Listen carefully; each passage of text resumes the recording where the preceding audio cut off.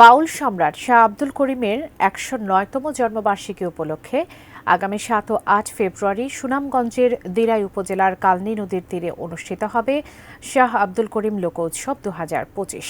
শাহ আব্দুল করিম পরিষদ আয়োজিত লোকোৎসব আয়োজনে এবারে সহযোগিতায় থাকছে দেশের সবচেয়ে বড় মোবাইল আর্থিক সেবাদাতা প্রতিষ্ঠান বিকাশ।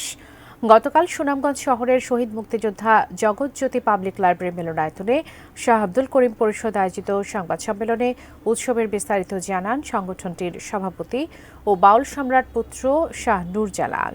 সংবাদ সম্মেলনে তিনি বলেন, ২ দিনব্যাপী অনুষ্ঠানে দেশ বিদেশের অতিথিরা বাউল সম্রাটের জীবন নিয়ে আলোচনা ও দেশের বিখ্যাত শিল্পীরা সঙ্গীত পরিবেশন করবেন। এই আয়োজন সার্থক করতে এবারে যুক্ত রয়েছে বিকাশ। বাংলা লোকগানের এই বাউল সম্রাটের স্মরণে ২০০৬ সাল থেকে আয়োজিত হয়ে আসছে এই উৎসব।